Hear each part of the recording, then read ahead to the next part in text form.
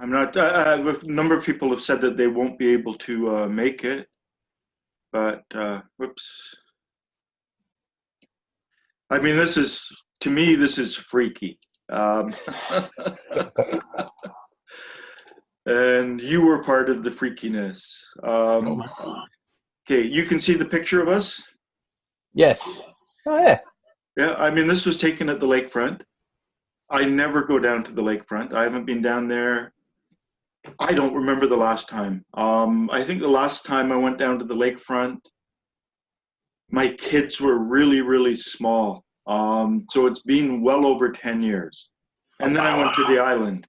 But there we are. We went to that hot dog place. I had the veggie dog. You guys had what you had. Right. Can you see this picture? Or is it still the same picture? Still the same one. Okay, let me.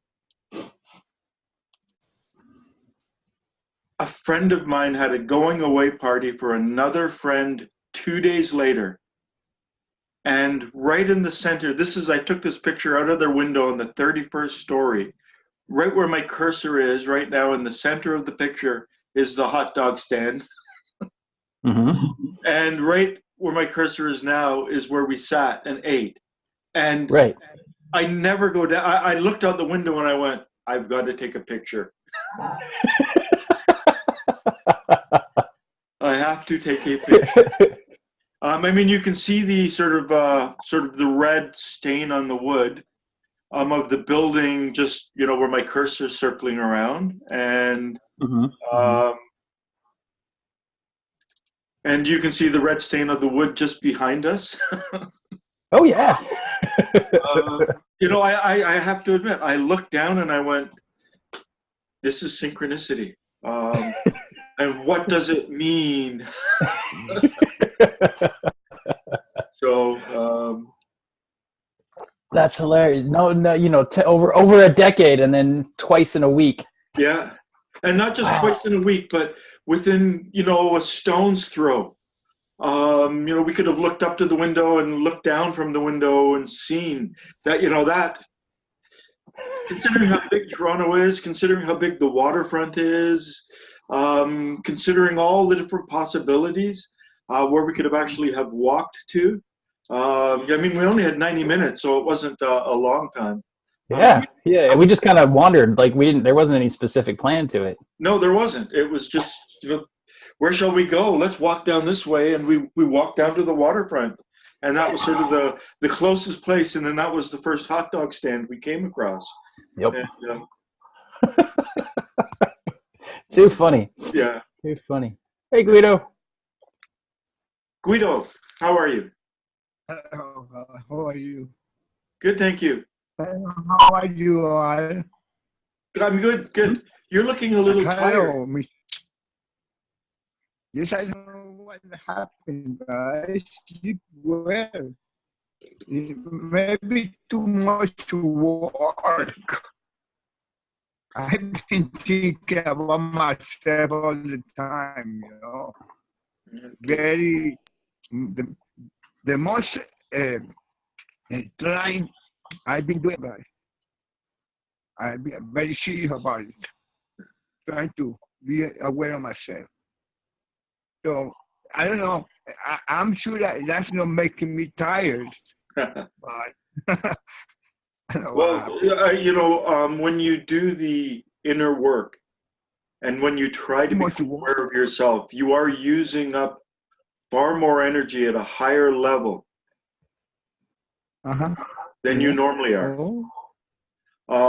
So it requires, a conservation of energy.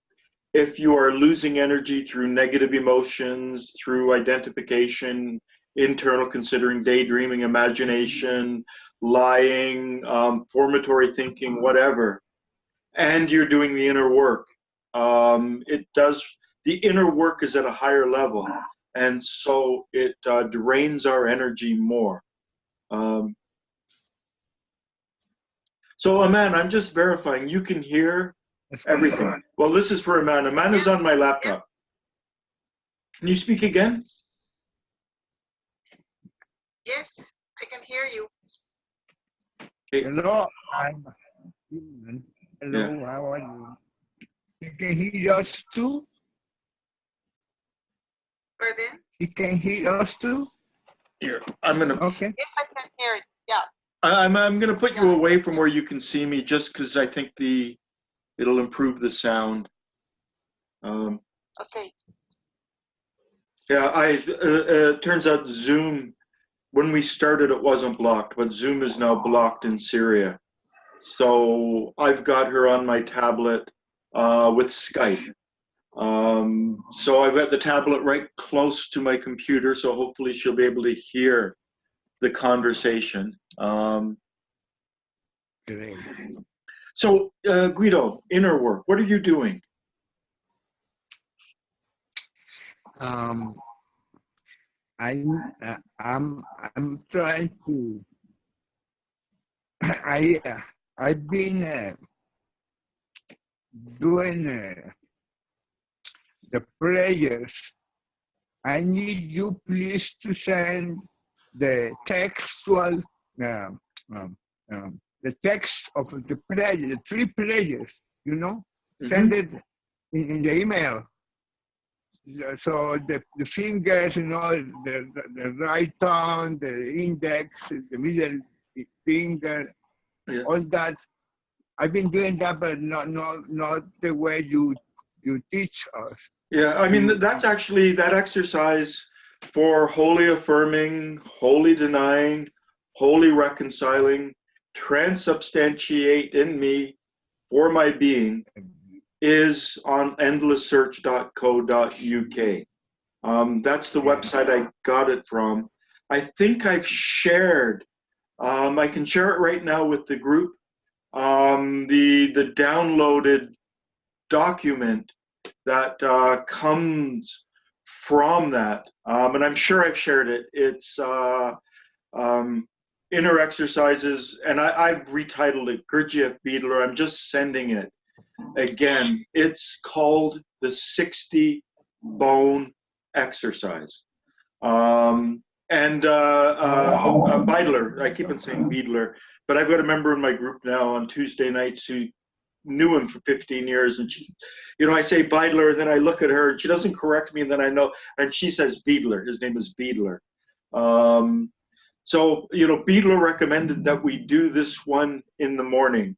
So we start with our right hand, our right thumb, and wholly affirming, our right index finger, wholly denying, our right middle finger, wholly reconciling, our right fourth finger, transubstantiate in me, and then our right baby finger for my being.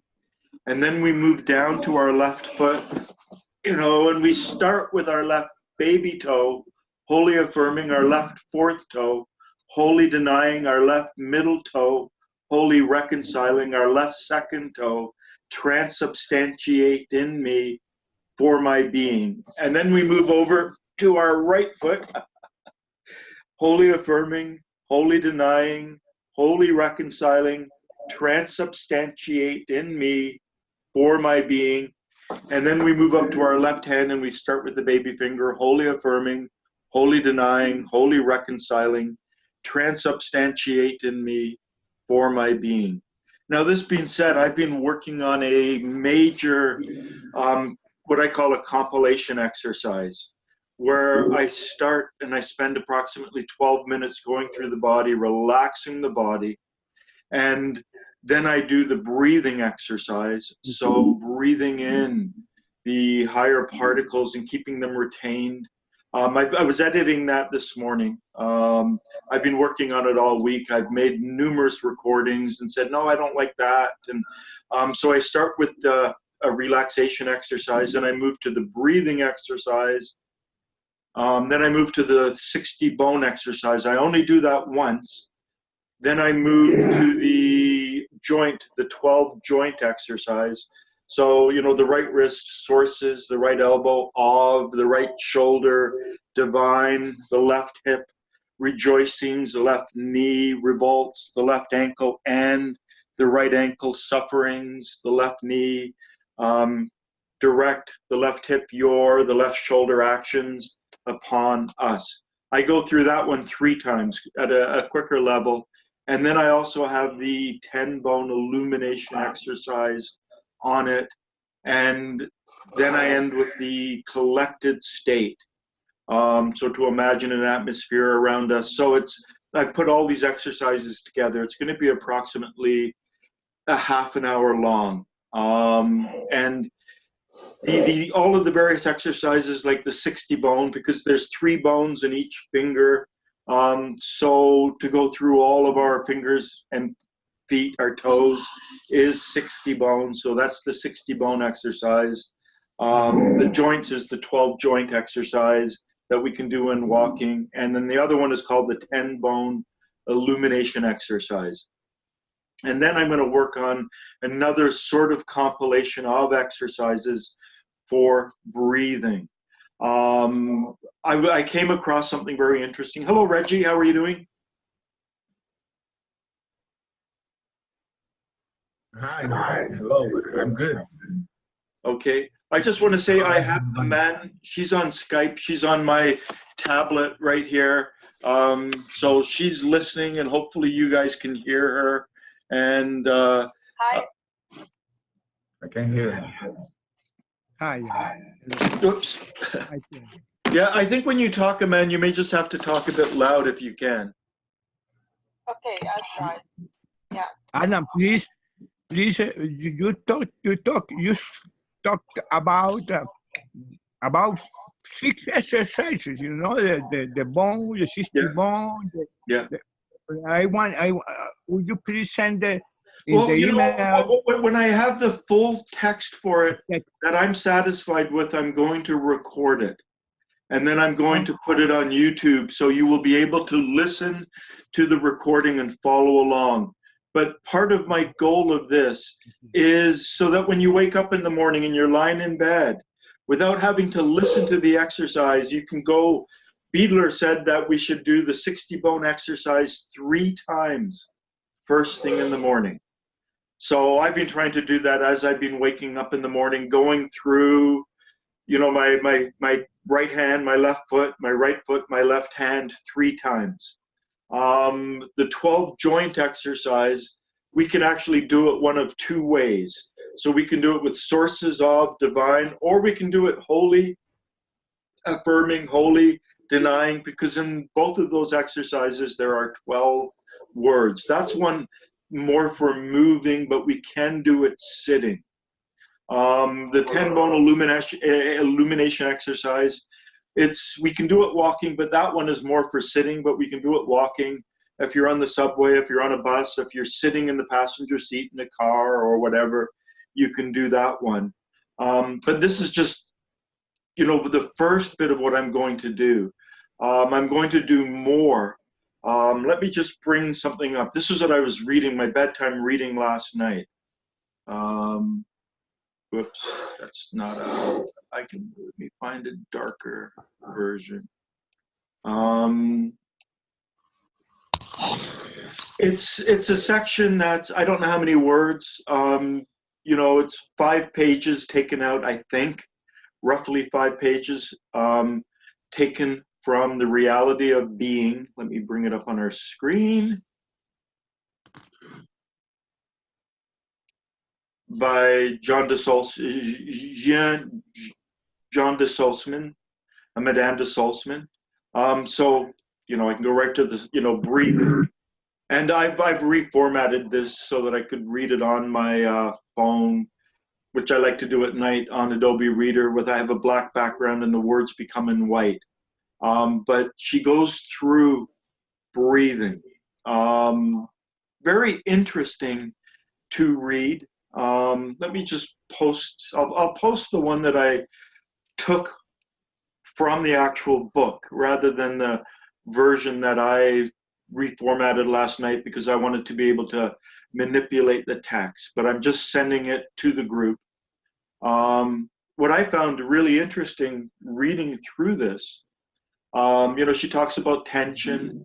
She talks about how breathing is something that automatically happens in us. You know, we've breathed our whole life. I was actually just talking about this with a client yesterday. My youngest daughter, Freya, who just finished teacher's college, when she was a small baby, she turned blue in my arms. She just suddenly had this attack. She couldn't breathe. I picked her up. Her lips literally turned blue. Her eyes rolled back in her head, and I thought she was dying in my arms. And then she started breathing. And this happened a second time. And it happened a third time. And we took her to the doctor. And the doctor said, some babies are breath holders. Either a sharp shock or an emotional, big, really emotional pain, and they stop breathing. And the doctor said it's not a problem because as soon as they pass out, the body's natural breathing reflex will take over. Now, I must admit, a few years later, we had some friends over, and the husband, who was a good friend of mine, said, was she the only child that you wanted? And we went, what? Huh? And it's because we never took our eyes off Freya. And, we said, well, if she has a breath holding episode at the top of the stairs or where she could fall and hurt herself, it could be lethal. So we kept an eye on her to make sure wherever she was, we were watching her. It once happened when she was about 4 years old in the park. And this was in England when I was living there, just behind the school. And she got smacked by an empty swing. And she couldn't breathe. I held her in my arms, she turned blue, and the other parents, in England it's 999 rather than 911, and they grabbed their phones and they were ready to call and saying, don't call. And it was like, are you a child abuser? What do you mean don't call? Don't call. She's gonna start breathing again. And she did, and she grew out of it. We always breathe. We breathe when we sleep. We breathe when we're awake. Normally our breathing is so automatic that we're not aware of it. In the Old Testament, there are 3 separate words, and these words can be and have been translated in a number of different ways. They've been translated as to breathe or breath. They've also been translated as soul. One of them is nephesh. And this is the soul that enters all life. And Mr. Gurdjieff defined life as anything that breathes. And he said, love everything that breathes. So there's a breath that's involved in all life. And I think it was in this John de Salzman, when I was reading it last night, Madame de Salzman, she said the breath of organic life is the 24-hour cycle. So the day is the breathing in and the night is the breathing out of organic life. Everything breathes. In the Bible, the next term is ruach, and this is the soul that enters with the bones. So any chordate being that has a central nervous system and a brain like we do, such as dogs, birds, snakes. When you think about it, chordate beings are actually a very high form of life on this planet. So there's a breath, there's a soul that enters when we start to develop bones, when we have bones. Along with the bones comes a degree of self-awareness. Now, you may not think a fish is self-aware, but a fish can have moments of self-awareness, particularly when its life is threatened. The same with dogs. Dogs actually have more moments of self-awareness than, say, a lot of other chordate beings, because suddenly you can see in a dog that they have this awareness of themselves. So the first level is the mechanical level of waking sleep. That's the level of nephesh. That's the level of mechanical breathing. And we can step up to the next level where we become mindful of our breath, mindful of our breathing. And then there's the higher level, which in the Old Testament is neshama, which is like breathing in from higher realm, breathing in from above. Now, she doesn't go into this in this text. This is just an understanding of that I have. The importance of breath. There's mechanical breath, respiration. Then there's conscious or mindful breathing. You know, that's the awareness of our breathing. And then there is the higher breath. And in Latin, inspire, to breathe. So respiration, the spiration, the word spiration is behind the different labels that we have for breathing. And at the highest level, it's like we breathe in inspiration. So to spire is to breathe. And so we can be mechanically aware of our breath. We can be consciously aware of our breath. And we can open through our breath and breathe in the higher energies, the higher levels. And this is akin, from my understanding, to breathing in the higher particles, the breathing exercise that Mr. Gurdjieff talked about. Now, Madame de Salzman, you know, I can go right back to the beginning of this bit that she said, you know, learn to distinguish two currents of vibrations. One comes from thoughts and emotions and holds me on a lower level. The other is a more subtle current which can awaken and animate other zones of thinking and feeling. I cannot come to a new understanding so long as I have not experienced over a long time the difference between these two currents and their influence on me. The second current comes through breathing. It comes through breath. So when we become aware of the effect that breath has on our body, when we become aware of how breath really feeds our body, we can more readily become aware of this through our extremities, through our hands and fingers, our feet and toes. There's almost like an atmospheric quality. It's different than sensation. It's different than our normal emotional content. It's to me, it feels like an atmosphere flowing around the outside of my fingers. And it's got a pulse to it. And it's not like my normal pulse, 75 beats a minute. It's more in line with my breathing. And when we learn to distinguish sensing from feeling, this is what is meant by feeling.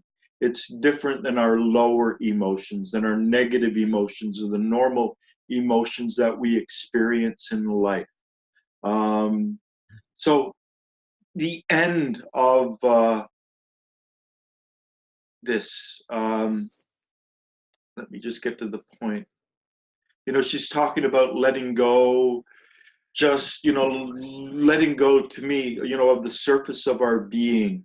And then she ends with, and this is just, you know, page 150 or something in her book. Now that I feel freer.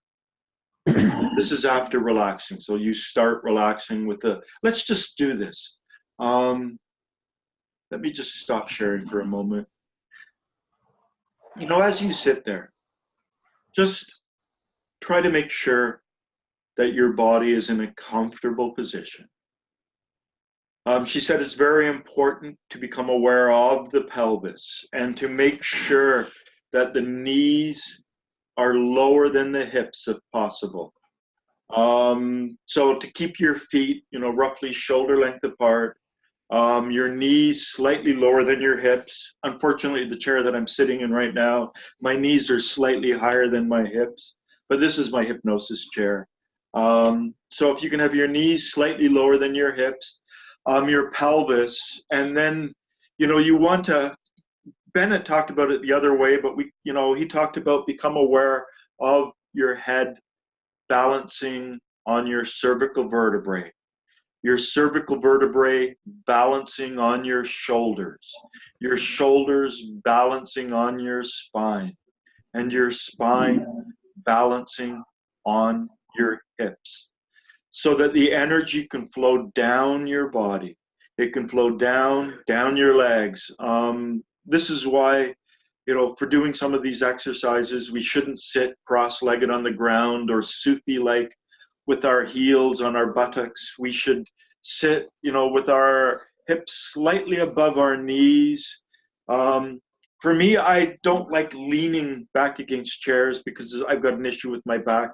I was born with vertebrae out of alignment, and I like to just sit. So I've got this space back here, sit, feeling. I mean, and these are two of the sensations. We've got parts of the brain that are capable and are devoted to sensing the effect of gravity on our body, and another part of the brain and neurons that are devoted to sensing balance. So to become aware of your head, your neck, your shoulders, your spine, balanced on your pelvis, and to, I may have lost Iman. And I think we've also lost Reggie. So to become aware, the energy, just to allow it to properly be able to flow down our body. And then become aware of your eyes. And J.G. Bennett says, allow your presence to enter your eyes. So enter your eyes with your presence. And he said, we can use conscious will, conscious energy to consciously relax the eyes. Just to allow our eyes to relax the muscles attached to the top of our eyes, the bottom, the right and left sides of our eyes, just to relax our eyes.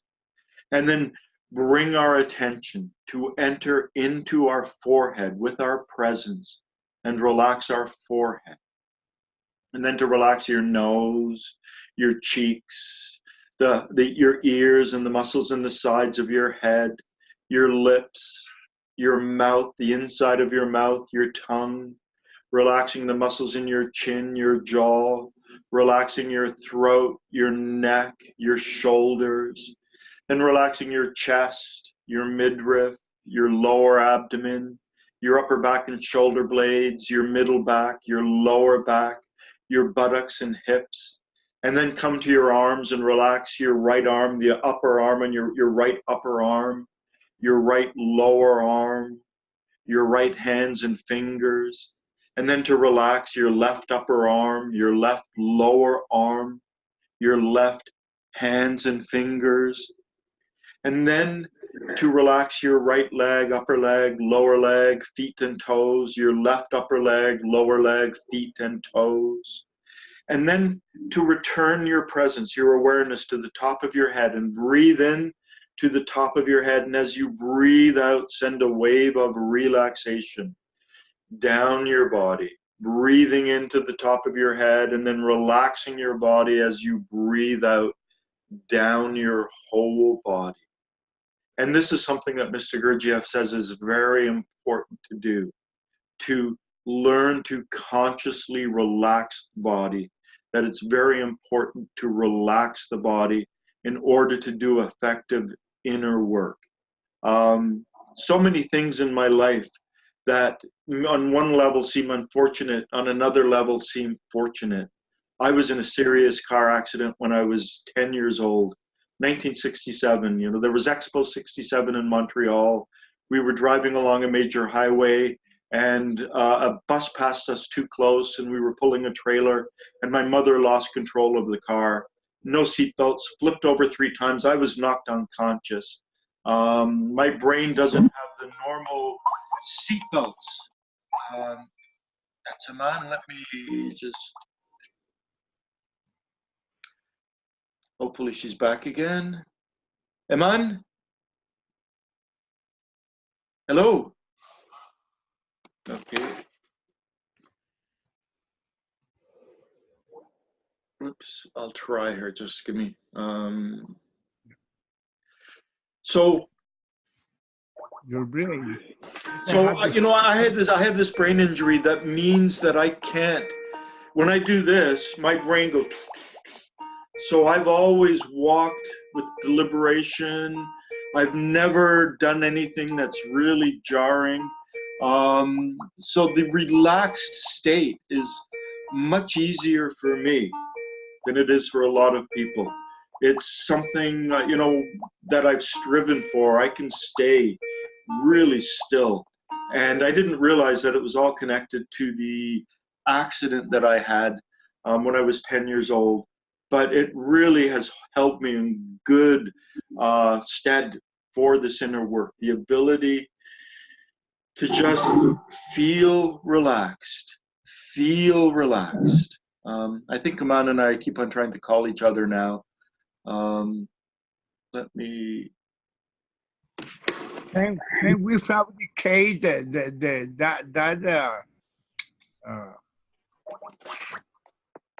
same thing you feel Pardon? since the accident? Can we fabricate that posture that Yes. makes it Okay, easy? you're back. You can hear us, Aman? Yes, I can. Okay, Aman's So back. sorry Okay, for this. that's okay. You're in Syria. It's amazing you can talk to us. Yeah.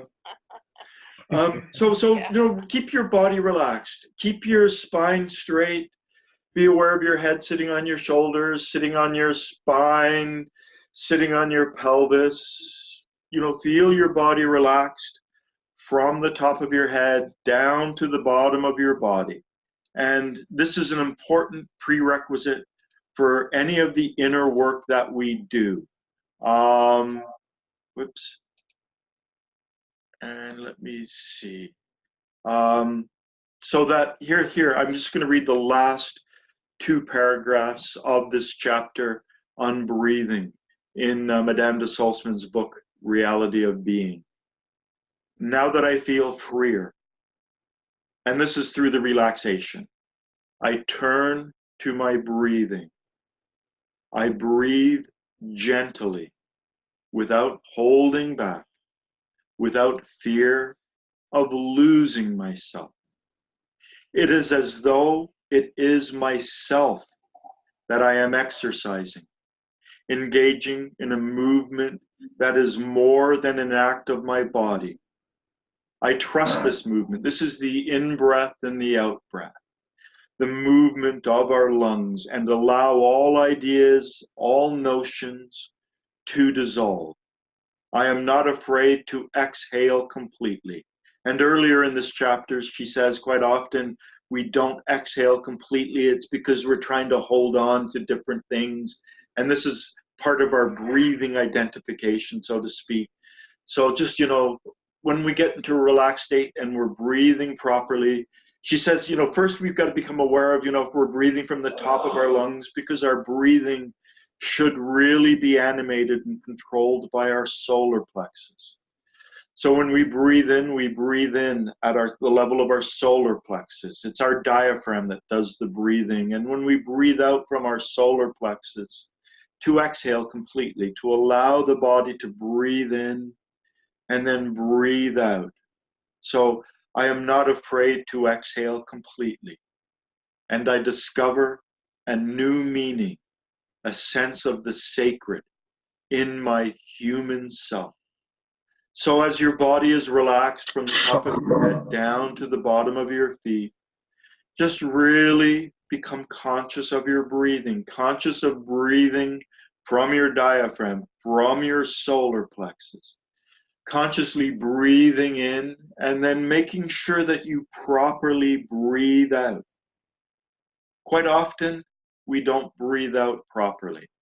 So this is why a lot of people who suffer from anxiety are taught to breathe in for the count of 4 and breathe out for a count of 8, just to cleanse the body. Not only do we feed the body as we breathe in, we also cleanse the body as we breathe out. And recent studies have shown that 70%, that's 70% of the body's waste products are exhaled. So if we don't breathe out properly, we are leaving these toxins inside ourselves.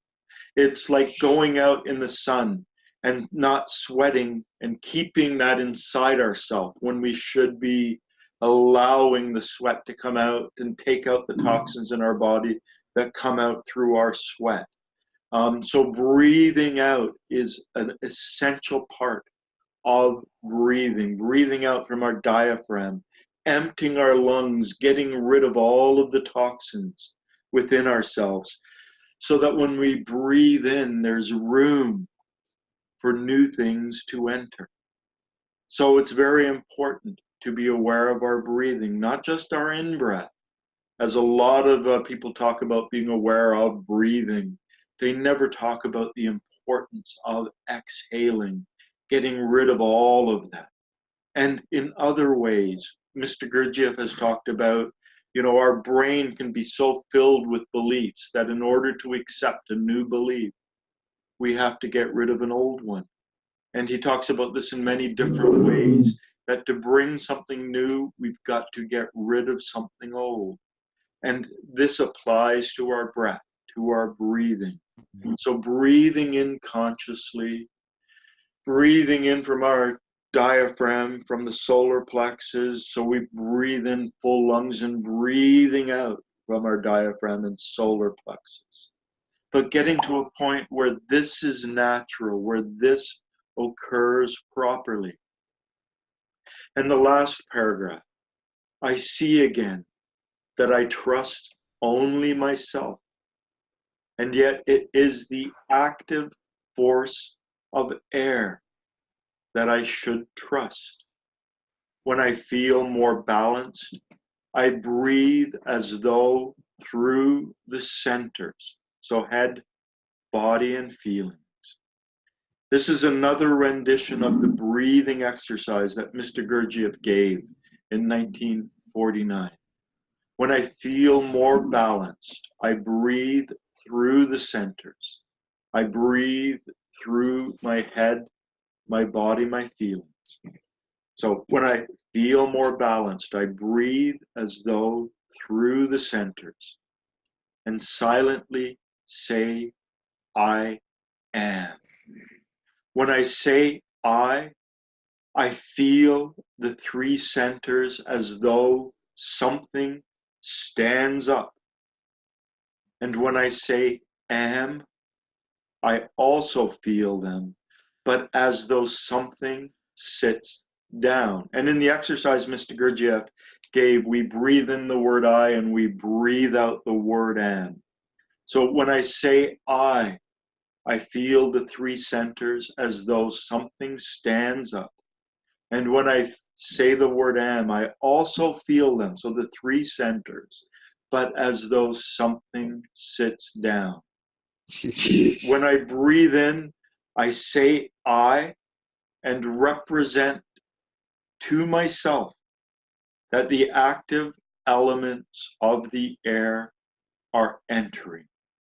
When I breathe out, I say am and feel them flow into and fill my body. I do not try to make any more of this I and am. Simply say the words to myself. With each breath, I follow this order for filling. Actually, I'm going to just wait for the last bit. There's some very important things here that weren't fully in the 1939 exercise that I've talked about before. Mr. Gurdjieff said, to breathe in with all three centers. He said all three parts. So our head, our body, and our feelings. And in the middle of this paragraph, she says, when I breathe in, I say I and represent to myself that the active elements are entering. We represent using our head brain. This is our imagination. But there is a right use of imagination and there is a wrong use of imagination. The misuse of C12, the highest energy the human organism naturally produces before we begin to work on ourselves, can be misused in many ways. And one of the ways it's misused is through the wrong use of imagination. But I represent to myself. So she actually gives another piece of the puzzle in terms of what Mr. Gurdjieff said in his exercise to breathe in with all three parts. So as we breathe in, we represent to ourselves that the active elements of the air are entering. Somehow we imagine it, we picture it. It's better, rather than thinking with words, it's better to think with form. So to visualize it, to picture it, whatever way we can. So we breathe in, and as we breathe in, we represent to ourself that active elements are entering. That's a head brain thing. But as we breathe in, we also sense, we also have specific parts of our brain that can sense the inflation and the deflation of the lungs. This is part of, this information is contained in the website endlesssearch.co.uk with sensing activities. They've gone through and listed the places scientists have found neurons and parts of the brain that represent sensory activity. And one of the things we can become aware of, the sensation we have, is the inflation. And this is the way the scientists talk about it, and the deflation of our lungs. So that awareness, that sensation of the inflation and deflation of our lungs, that sensory awareness is the sensation of breathing. So we represent with, however we can do that, it's preferable to use some kind of picture or image. When I breathe in, I say I and represent to myself that the active elements are entering. We also sense the inflation of our lungs. We sense our body breathing. And I believe it's a good idea to also feel a sense of rejoicing, to smile with our lips, to smile with our eyes, to bring and also involve our feeling center and try to bring a sense of joy. And I like the word rejoicing because there's one of Mr. Gurdjieff, the Gurdjieff to Hartman compositions that is rejoice, Beelzebub, rejoice. It's a wonderful word. It means to go back and experience the primal joy. So we represent it with our head brain. We sense the inflation and deflation of our lungs with our body brain. And we try to bring a quality of feeling, a higher feeling, a rejoicing as we breathe. So when I breathe out, I say am and feel them. When I breathe in, I say I, and I represent that the active elements are entering.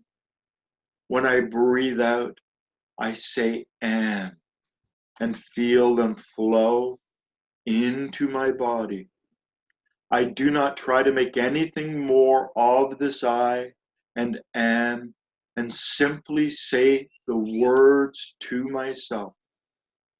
I breathing in and breathing out.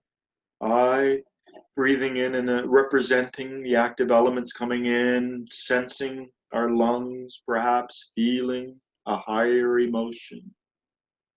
And breathing out and imagining, somehow representing that it goes, it feeds. Mr. Gurdjieff said, it flows to the corresponding place. Where it flows, how it flows, that's its own business. We just represent to ourselves, and this is a head brain activity, that it flows to the corresponding place as we sense our lungs deflating and try to maintain that sense of rejoicing, that sense of joy. And then this is where she departs from what Mr. Gurdjieff said. With each breath, I follow this order for filling. And I'm going to do a breathing exercise. When I get this, half an hour exercise that combines all the things that I talked about earlier, I'm going to do another one for breathing. That will involve a number of these breathing exercises with a little bit more of an understanding. But with each breath, I follow this order for filling. Right arm. So So breathing, and we fill the right arm. And Mr. Gurdjieff said it's easier to fill our limbs than anywhere else in our body. There's the 4 ideals exercise that has been written by Joseph Aziz. There are also hints of it in the 1943, the Paris meetings 1943, where, you know, he talks about representing, you know, Muhammad over Mecca, Jesus over Jerusalem, the Buddha over India, and the Lama over Tibet. And each one of them is an ideal. And at the foyer, below those ideals, so we don't touch them, we touch the zone of prayer that doesn't quite make it to them from people on the earth just below them in the 4 ideals exercise. But we breathe one of these ideals into each of our limbs. So with each breath, I follow this order for filling. Right arm, right leg, left leg, left arm, abdomen, chest, head, and then the whole body. So this is a variant of the self-sensing exercise, but it's not just sensing, because it's through air that feeling enters into us. We have the octave of food, the octave of air, and the octave of air are closely related to feelings. You know, it's where emotions enter into us. So this element is sort of like, this exercise is like a precursor to another exercise she actually talks about in this book, where we breathe feeling, for instance, into our right arm, and then we breathe sensation out our right leg, and breathe feeling into our right leg, and breathe sensation out our left leg.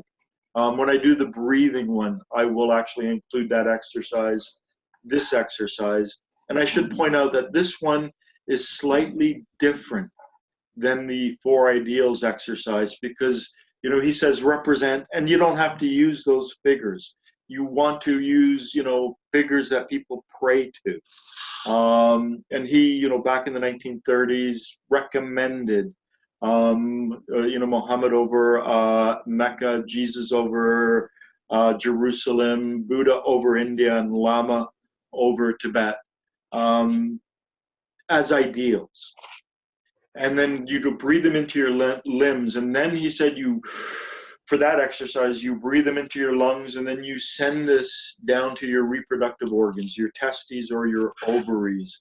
And then you breathe in I from your reproductive organs, and then you breathe out Am into your right leg. Then you breathe in I in your reproductive organs, and you breathe out Am into your left leg.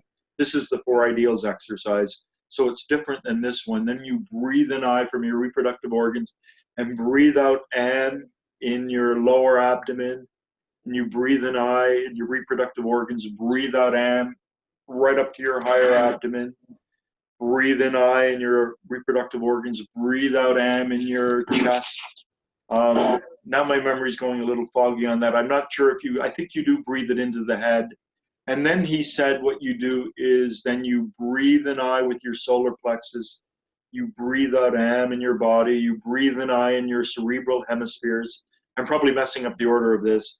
And you breathe out Am for your body, and you breathe in I in your spine, and you breathe out Am in your body, and you do that for a while. So the solar plexus is where our feeling center is centered, the cerebral hemispheres where our intellectual center is centered, in the spinal column where our sensory or body brain is centered. And that was an exercise that he taught George Adi a little over a month before he died, but it's in the Gurdjieff meetings 1943. Not the detail that George Adi or Joseph Aziz, who found the notes of George Adi, who wrote a paper on it, the 4 ideals exercise, but there are a number of different exercises that involve breathing. It's almost like Mr. Gurdjieff planted the intellectual side of the teachings in Ouspensky's mind, And once he did that, then he started working with the movements and or Beelzebub Tales and the music, and then he started working with the movements. And as he began to realize that his life was nearing the end, he began to bring more and more refined and some of these higher exercises into play. And he wanted to plant these seeds in many different places in the hopes that, at least this is my belief, in the hopes that they would be preserved and ultimately passed on. So the foundation, there's certain exercises that they didn't talk about, but then there are exercises they do talk about. They actually talk about the 4 ideals exercise. They've released that in the G.I. Gurdjieff Paris Meetings 1943. They don't go quite into the complex explanation that Joseph Aziz does, but enough information is contained within it. It's like now the people are beginning to realize we've got to release this information out there. If not, it will die as the people who are supposed to pass it down orally die, and they're not getting the young members into it. So this awareness of our breath, this awareness of our breathing. Like a dog. Yeah. Breathe. Let's do this again. Just breathe into the top of your head, and then breathe the sense of relaxation out your body, right down to the bottom of your feet. Breathing to the top of your head and breathing relaxation right down to the top of your feet. And let's do this a 3rd time. Breathing relaxation to the top of the head, and breathing or relaxation down to the bottom of the feet. And then become aware of your breath. Become aware of your breathing. And follow your own natural rate of breathing. And each time you breathe in, say the word "and." And each time you breathe out, or each time you breathe in, say the word "I." And each time you breathe out, say the word "and." Each time you breathe in, say the word "I." Each time you breathe out, say the word "and." And then as you breathe in, represent, so with your head brain, represent to yourself that active elements are entering. And then as you breathe out, they flow into the corresponding places. Represent that in your mind as well. And as you breathe in the word "I," use your sensory brain as well and become aware of your lungs inflating. And oops, we keep on losing Iman. As you breathe out, sensing your lungs deflating. As you breathe in "I," imagine feeling a feeling of rejoicing, of joy, smiling, particularly with the eyes. And then as you breathe out, again, try to bring that feeling of rejoicing, that feeling of joy into the process. Breathing in "I" and representing the higher elements to yourself that are entering, sensing your lungs inflating, feeling that joy, smiling perhaps with your eyes. And as you breathe out the word "am," representing however you can in your head brain that those elements are staying in your body and flowing to the corresponding place. And as Mr. Gurdjieff said, where they flow, how they flow, that is not your business. Just let them where they belong. Then breathing in the word "I," representing, imagining active elements coming in, feeling your lungs inflating, breathing in that sense of joy. And as you breathe out the word "am," representing that the active elements are flowing wherever they're flowing in your body, sensing your lungs deflating and being aware of that joy. So breathing in "I" and breathing out "am," following your body's natural rhythm of breathing. So not being ruled by the words that I'm speaking. Breathing in "I," breathing out "am." And then with each breath, follow this specific order. So Your next breath, breathe into your right arm and breathe out your right arm. And then breathe into your right leg and breathe out your right leg. Your left leg. Your left arm. Your abdomen. Your chest. Your head. And then your whole body. And just try to breathe in I and breathe out am, doing all of that to your whole body. Your whole body. Breathing in I, representing the active elements flowing in, sensing your lungs expanding, aware of that joy, bringing that joy into place. Breathing out am, representing, imagining those active elements flow to wherever they are supposed to flow. Sensing your lungs deflating and having that joyful feeling. Now, these are exercises that we should be doing all the time. Not all the time, but every day. We should learn them so that we can do them on our own, so we can sit in a chair. Unfortunately, when you do listen to a recording, when you listen to my voice and the recording will inevitably alter the rate and rhythm of your breathing. It's just one of the acts that occur. Being a hypnotherapist, I'm very aware of this process. But when you do it yourself, when you learn these exercises well enough that you can do it yourself, then you stick to your own natural rhythm, your own natural breath. Now, Mr. Gurdjieff says that when we bring our conscious awareness, when we bring our attention to our breath, it will alter our breath.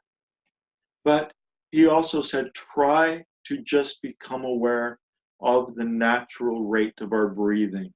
And this is something, she doesn't quite explain it this way, but I recommend reading this document that I've shared with the group. Just read it, and she talks about becoming aware of a current, like a magnetic current, something. So, she talks about different aspects, different levels, some practical, some more philosophical, but it's a good way to sort of understand our breath and breathing. And as Mr. Gurdjieff said, in Gurdjieff's early talks, 1914 to 1931, it's one of the last ones there. It's on page 414. It's, I forget the name of it.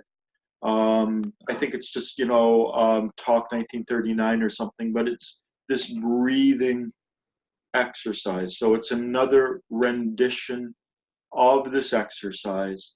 And, we want to make sure that we are in the comfortable state. He also recommends starting with an affirmation. I'm going to breathe in with my whole self.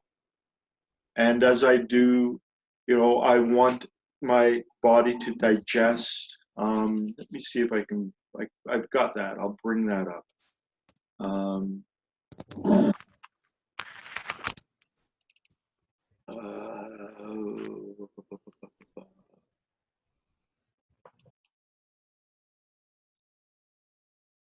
Yeah, so this is,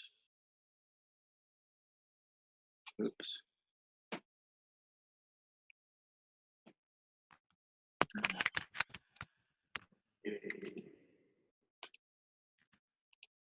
This is Mr. Gurdjieff's explanation of it. Exercise, 1939. So he says it's very important. 15 minutes relax. Break tempo of ordinary life before doing exercise. Breathe in I, breathe out am, with all three parts do. Not just mind, feeling and body also. Make strong, not easy thing. When breathe out, imagine part of air stays in and flows to corresponding place. Where flow, how flow, that is its business. Only feel, that part remains. And Mr. Gurdjieff was very conscious of the difference between the word sense and the word feel. So only feel, that part remains. Before beginning exercise, say, I wish to keep this substance for myself. Without this conscious and voluntary labor on your part, nothing at all will be coded. All will in time evaporate. Just this small property in blood makes possible very big result if done with conscious labor. Without this, 1 month you must work for such result. When doing, must be very careful not to change exterior. It is inner thing. No one need know. Outside keep same exterior. Inside you do. I actually recommend doing this when no one's around, making this a very private, sacred thing. Not hold breath, just breathe in and out. Of course, to change thinking will take time. Automatically, breath will adjust. To be able to do exercise not lopsidedly, you must hold attention on it. To arouse feeling, interest, and attention. For cooperation, you must think following before beginning.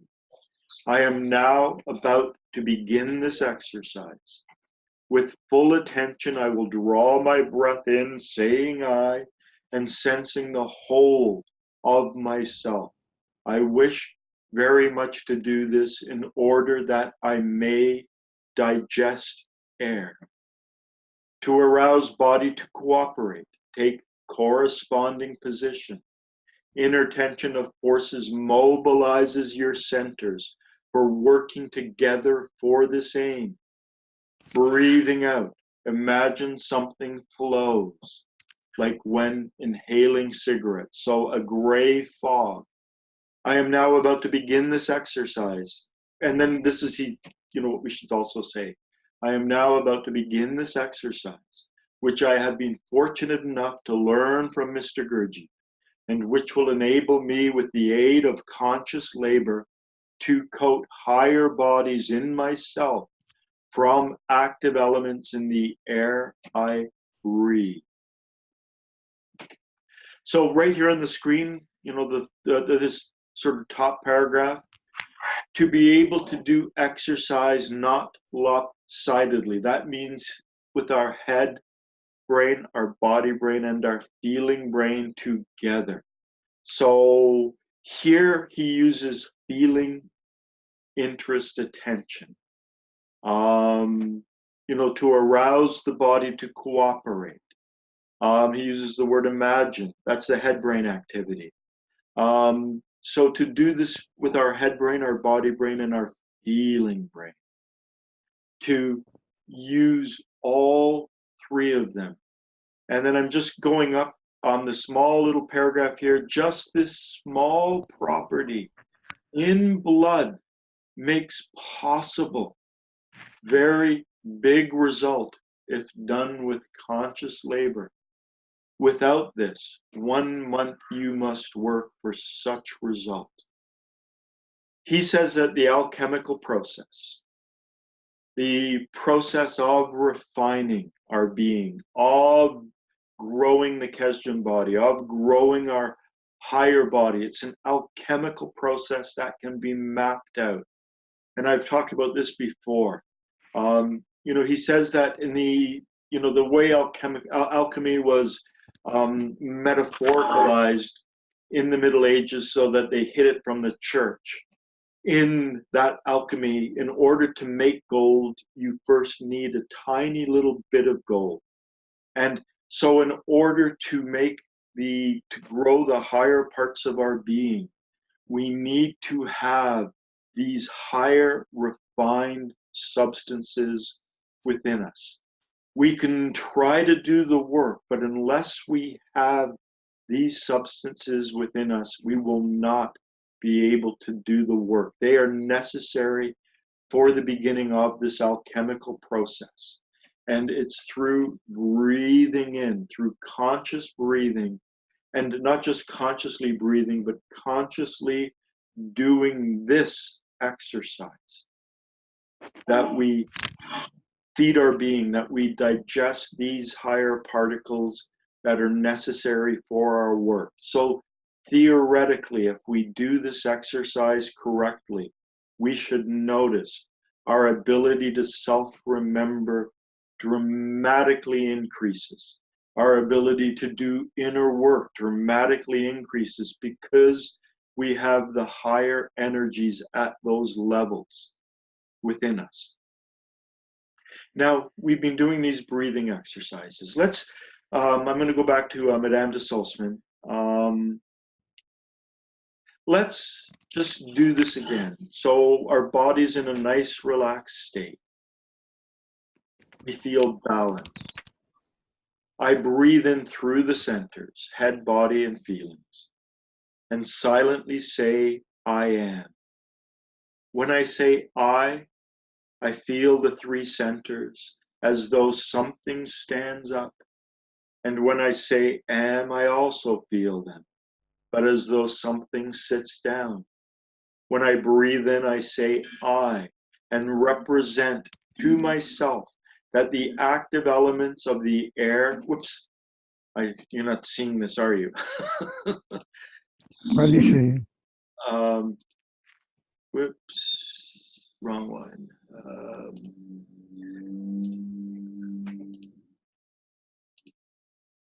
Whoops, don't know, why am I not getting the right one? That's the exercise that I'm working on. Here it is. When I feel balanced, I breathe as though through the centers and silently say, I am. When I say I feel the three centers as though something stands up. And when I say am, I also feel them, but as though something sits down.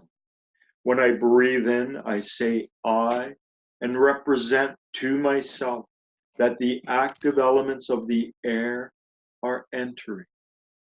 So do this. Make sure you're doing this. When I breathe out, say am, and feel them flow into and fill my body. I do not try to make anything more of this, and more of this I and am, and simply say the words to myself. With each breath, I follow this order for filling. Right arm, right leg, left arm, or left leg, left arm, abdomen, chest, head, then the whole body. And give me just a minute here. Let's see if I can.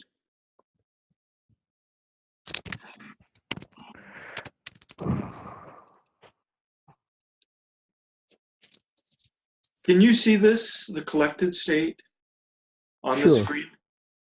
Yep. Okay.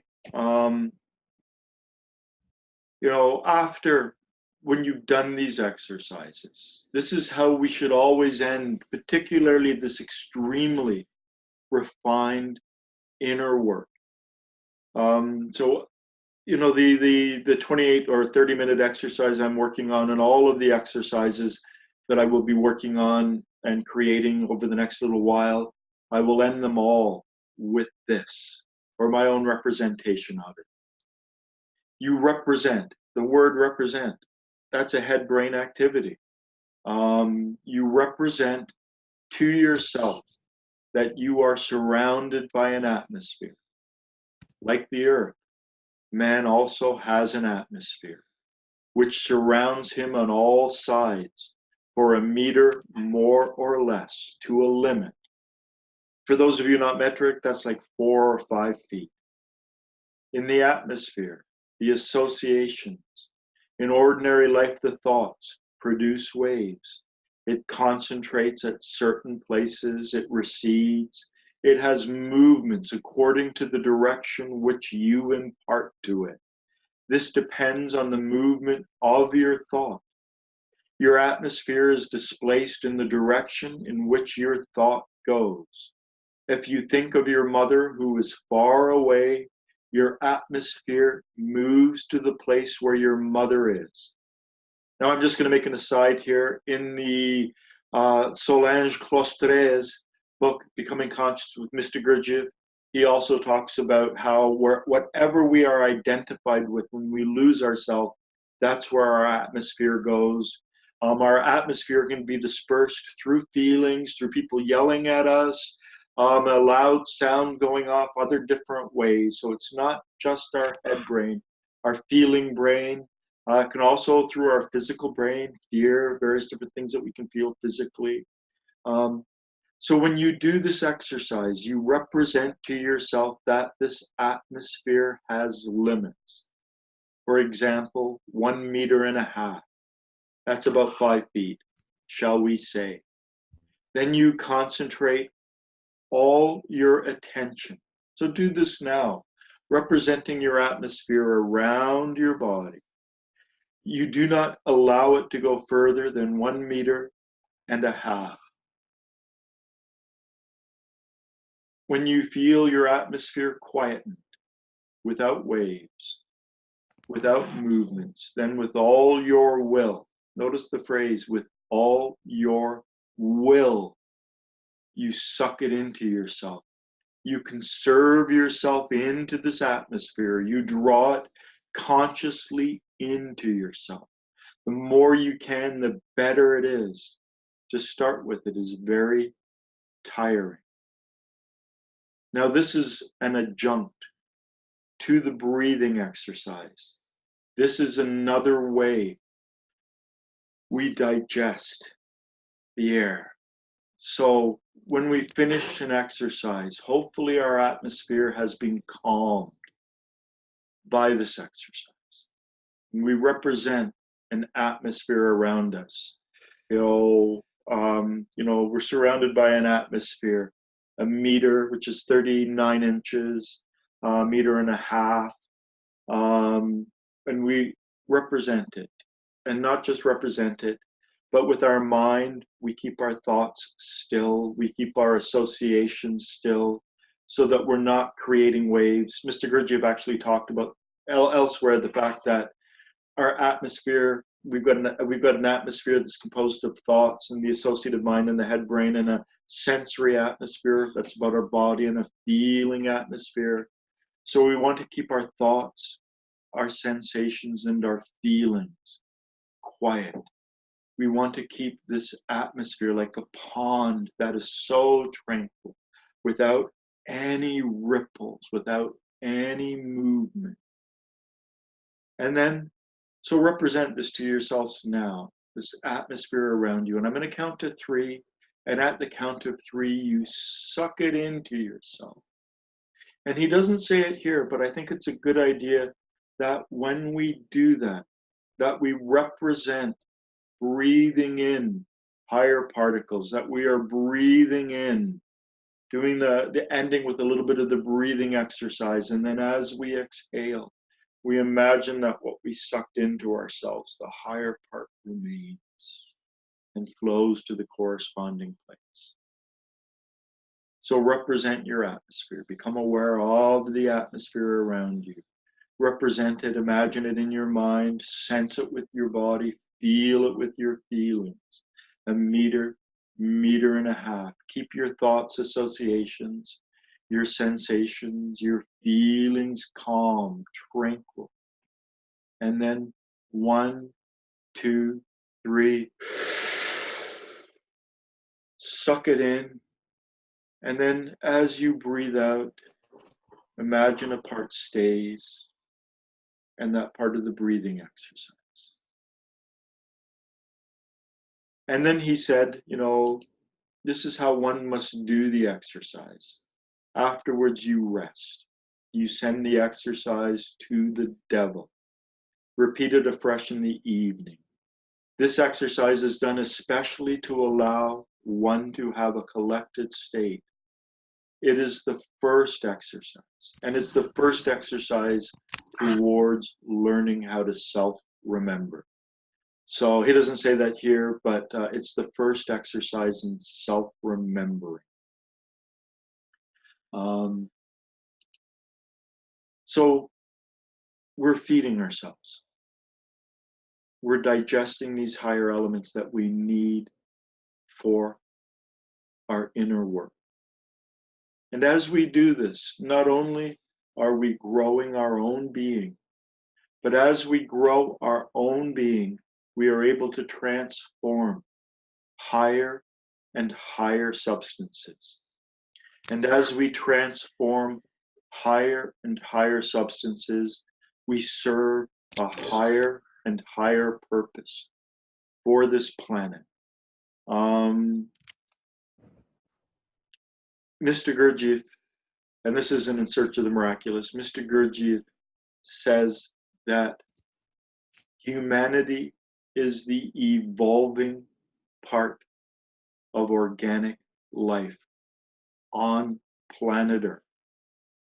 And then he says that within humanity, there is an evolving part. And I believe that that evolving part is the part that is connected to the great work, however the great work has manifested itself throughout the ages, throughout humanity. That anyone on the mystical path, whether or not it's the Buddhist form of mystical path or the Hindu or esoteric Christian or the Kabbalah, at some level they may not have the full understanding and the full connection, but those on the path are devoted to this alchemical process of refining our being. And as we refine our being, we become part of the evolving level of humanity. And Mr. Gurdjieff said that if humanity stops evolving, if it begins to degenerate, that affects organic life on Earth. And then that has a ripple-like effect on the whole chain of creation, the whole ray of creation, this particular ray of creation that we are on. Not all rays of creation, because there are other rays of creation that we're not connected to.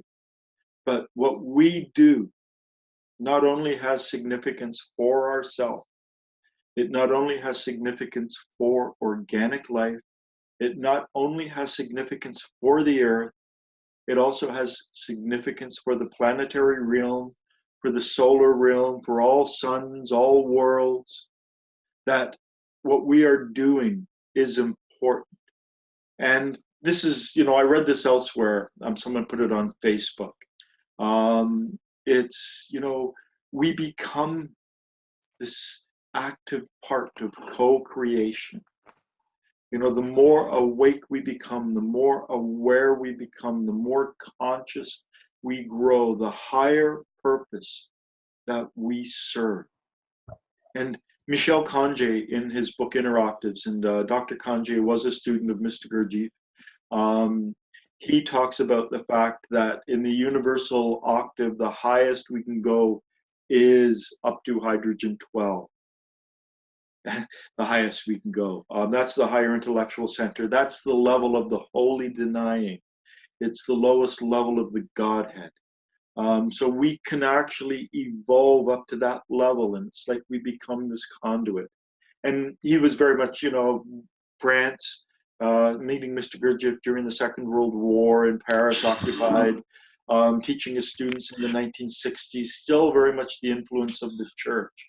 And the, believing that we can be this connection energetically between heaven and earth. And we do this through evolving our body. When we evolve a Keshan body, when we evolve the astral, the higher body, when we evolve the higher being body, we still have our physical body. All of the levels of creation on this earth, all of the levels of organic life, which according to the ancient diagram of all living things, actually begins with the metals. Then the next level is the minerals. Then the next level is the plants and the vegetative level. And then the next level is the invertebrates. And then the vertebrates, spinal column. And then we move up to me, as far as I can see, the mammals and then man. But there are categories of some of the higher. But, you know, to be a man doesn't mean I don't have the mineral level or the metal level within me. I've got iron, I have potassium, I've got various metals in my body that are absolutely essential for my body. So I have a metallic self, I have a mineral self, I have a vegetative self. J.G. Bennett talks about this in terms of relaxing. He said it's important to relax the esophagus, to relax the stomach, to relax the duodenum, and right down to the navel, because he says this is where the vegetative part of our being is. If you understand, I mean, the food diagram, we eat the food. First place, dough is our mouth, re is our stomach, me is our duodenum, and between me and fa is our liver. So that's where it enters our blood, but some of the food goes down and it doesn't affect our liver. It goes and gets digested in our intestines. J.G. Bennett says that's where the vegetative self within us exists. So we still have a vegetative self. We still have a self related to the invertebrates. And, you know, through the whole evolutionary biology and biology, you know, they can trace the journey, you know, from, you know, there's a part where when we're forming in our mother's wombs that, you know, it's almost like gills show up, for instance. And, you know, we go through the whole evolutionary span as we become humans. So when we become the link, the higher we go, the more we are in connection with those higher sources. We're still in our body. We still have iron in our blood. We are still composed of the metals and minerals of this earth. So it's like we bring this energy in through ourselves, bringing it down. That's why I believe that these teachings are the most earth-centric teachings that I've encountered. They're not self-abnegating. They're not self-denying. They don't, you know, the goal is not to disappear. The goal is not to achieve nirvana, which means to blow out the flame, or the Advaitin, where you just disappear. You know, within Hinduism, the idea of liberation or moksha from the world. Sri Aurobindo, Hindu mystic, who is very in line with the Gurdjieff teachings, said that there are two paths. One seeks liberation from the world, and the other seeks transformation within the world. And this is a path of transformation in the world. And I believe as we transform ourselves, as we grow our being, we perform a higher service. And, you know, we are the evolving element of humanity, and humanity is the evolving element of organic life. And so by being on the path, we occupy an absolutely essential place in the scheme of things, that the work we do on ourselves not just has significance within ourselves, but it has, you know, global, earthly, and cosmic significance. So, you know, we are instruments. We are embodied beings here, and we are serving a higher, more sacred purpose. And I believe, you know, that we have organic life to help us. I believe that there are forces in the universe that are here now. And Mr. Gurdjieff talks about this in Tales, how evolution on this planet Earth has gotten messed up because they had to implant the organ kunda buffer, which is, my understanding, is the ego, and then they took it out and properties were crystallized. And the problem with the world today is the human ego. When we talk about evil, it's not evil. Evil is not a general phenomenon. There is no such thing as absolute evil in this world. Evil in this world manifests itself through the human ego, and it's only limited to our species. A lion that attacks a gazelle is not evil. A crocodile that eats a little child is not evil. But a man that shoots another man, the ego and the evil enters into our species, and it's limited to our species. But, goodness and other things are here as well. And it's the struggle between the lower and the higher. Mr. Gurdjieff said nothing happens without a struggle. At any rate, I've talked a lot. It's 12. Any comments? I'm sorry, I didn't mean to talk this long.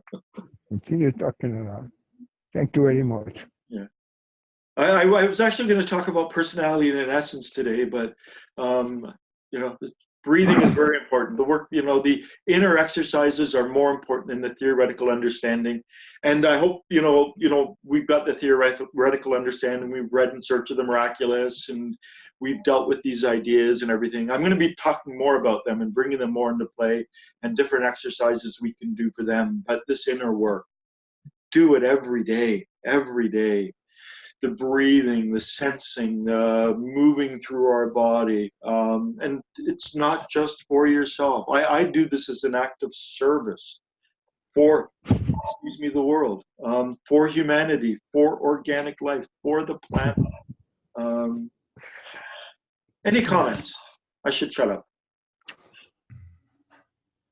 I'm feeling pretty full. I am interested in some stuff on personality and essence.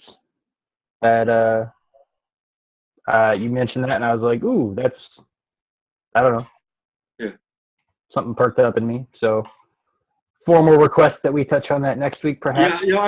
It was my plan today, but I went to sleep reading that John de Salzman bit, and so it just came out. I wanted to show another representation of the exercise, and I've gone into it in great detail. Hopefully, there will be people who watch this, and they'll go, and they'll recognize the importance of doing this work. Just a teaser. Personality is what is not our own. My words, I learned every single word that I speak from outside me. So my words and my language is not my own. My name, Alan, is not my own. It came from my parents. They gave it to me. Anything that comes from outside of ourselves is not our own. What is within ourselves is our own. And I like to imagine this as a garden. So you've got plants that are native to the garden, and then you have these seeds that blow across the fence into the garden. And the seeds that blow into the garden, for most gardens, choke the natural plants, and they prevent them from growing. And the thing is, we need some of those seeds that blow in from the garden. If they don't blow in from the blow in across the fence, somehow the natural plants won't develop properly. So we need this balance of what is not ours. So things that come from outside of ourselves, and things that are natural and native to ourselves. I've got a young friend. He's my children's half brother. I love him dearly. It was his birthday last Monday. He was 15, and he's become a libertarian. And we were arguing about philosophy, and we went off for a walk and argued and argued and argued. And I told him that if you have a belief that 100,000 other people have, it's not your belief. You learned it. You absorbed it. All these beliefs, all these things that people spout as the truth, and you hear them and they're all saying the same thing. They learned it. They absorbed it. Mr. Gurdjieff said the way that we begin to differentiate between things and, is through using confrontative logic, looking at things from many different perspectives, particularly beliefs. But beliefs will always be a part of personality. There's something, love, hope, faith, conscience. These are part of our essence. These are natural seeds. So there are things that we have to cultivate within ourselves, things we have to cultivate that come from outside ourselves, and a lot of weeding of things that come from outside of ourselves that need to be done. And Alan, I do need to go today. Okay. Yeah. I do need to get going. So maybe we could pick this up next week. Yeah. Okay. This is just, just to get you guys thinking about it, to get yourself, your thoughts. But yeah, it is noon. It is 12. Okay. Thank you all for coming today. Take care. Bye now. Thank you very much. Thank you. Have a Thank nice you. weekend. Bye, Alan. Bye. We lost her again. We kept on losing her, and Okay. she'll watch it. Okay. Sounds good. Bye, guys. Bye.